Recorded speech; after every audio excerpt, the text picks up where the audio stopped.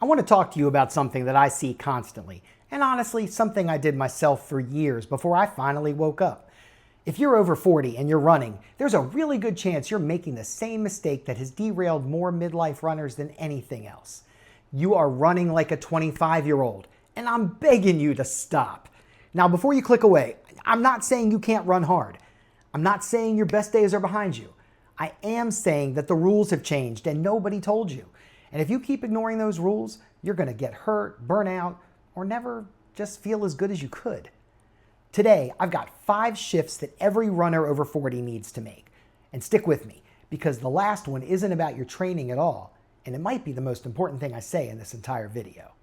My name is Brian, and I'm a certified running coach who works specifically with recreational runners over 40 who are chasing their first marathon or half marathon. Everything I'm about to share came from experience, mine and the runners I've coached. So let's get into it. Shift number 1, recovery is your training. Recovery is not a break from training. Recovery is training. When you were 25, you could hammer a hard run on Monday, sleep 6 hours, eat whatever was in the fridge, and go hard again on Tuesday. Your body just bounced back. You probably didn't even think about it. That's not how it works anymore. After 40, your body takes longer to repair. If you're not building real recovery into your training, you're not actually getting fitter. You're just accumulating fatigue, dragging through workouts and wondering why nothing's improving. Sleep is vital, 7 to 9 hours. I know that sounds like a luxury, but it's not. It's where your body does the work of actually adapting to your training. And build in a down week every few weeks where you pull back the volume. Let your body catch up to what you've been asking of it. A runner who recovers well will always outperform a runner who just trains more. Always. Shift to number 2. Easy days easy, hard days hard. Most recreational runners run almost everything at a medium hard effort. Not hard enough to be a real workout, not easy enough to actually recover. Just medium. And that medium zone is quietly grinding you down.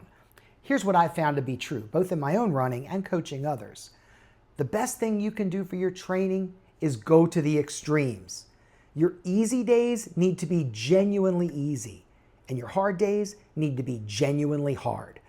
On easy days, I'm talking slow enough that you can hold a full conversation, slow enough that it feels almost embarrassingly easy. If you've got a running partner and you can't speak in complete sentences, you're going too fast. Slow down, seriously. Those easy miles are where you build your aerobic base, and they're where your body repairs and adapts. Running them too hard doesn't make you fitter. It just makes you more tired. But here's the flip side. You also need to run hard. Real quality, tempo runs, intervals, pace work that actually challenges your cardiovascular system. Once a week, something that feels genuinely difficult. So easy days easy, hard days hard. Cut out the middle. Shift to number 3. Strength training is non-negotiable. If you're over 40 and you're only running, no strength work, you're leaving a massive amount of performance on the table and dramatically increasing your injury risk. After 40, we start losing muscle mass if we don't actively work to keep it. Running alone doesn't stop this, and without that muscle, especially in your legs, glutes, and core, your running form breaks down, your joints take more impact, and injuries follow. Strength training fixes this. 2 sessions a week, 30 to 45 minutes. That's it. You're not trying to become a bodybuilder. You're trying to build the foundation that makes you a stronger, more durable runner. Think single leg work, hip mobility, the things that directly support what you do when you run. I resisted this longer than I care to admit. I was a runner, so I ran. Lifting weights felt like it belonged to a different world. I was wrong. Adding strength work changed my running as much as anything, and it changed how my body feels day to day. Shift number 4. Fuel like the athlete you are. Let's talk about nutrition. Specifically, 2 things that change after 40 that most runners aren't accounting for. First, protein. Your body needs more of it as you age, and if you're a runner, you need to be intentional about when you eat it. Spread it across your meals throughout the day rather than loading it all into one sitting.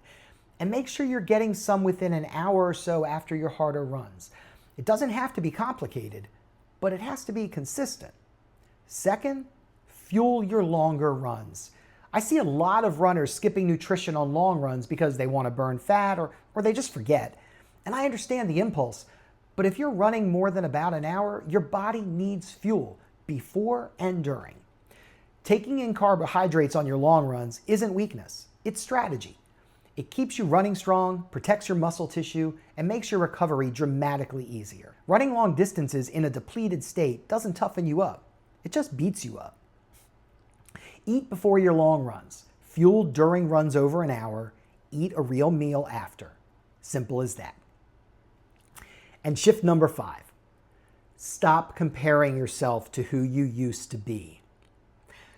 Of all the things I've talked about today, this might be the hardest because changing how you train is one thing.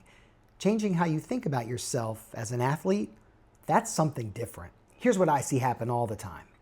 A runner in their late 40s or 50s starts training.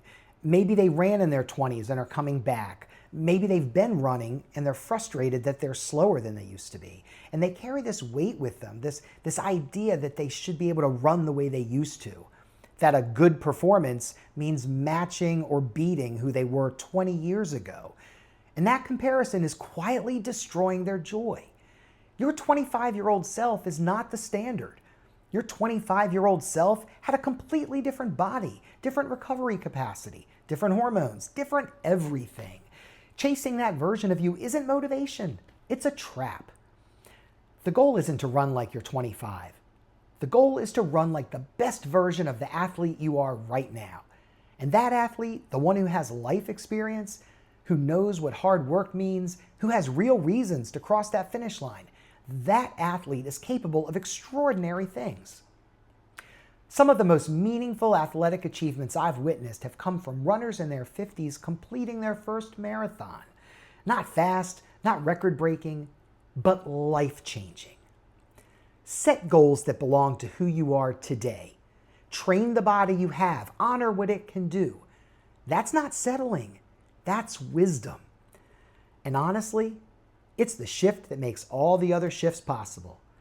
When you stop chasing who you were, you can finally become who you're capable of being.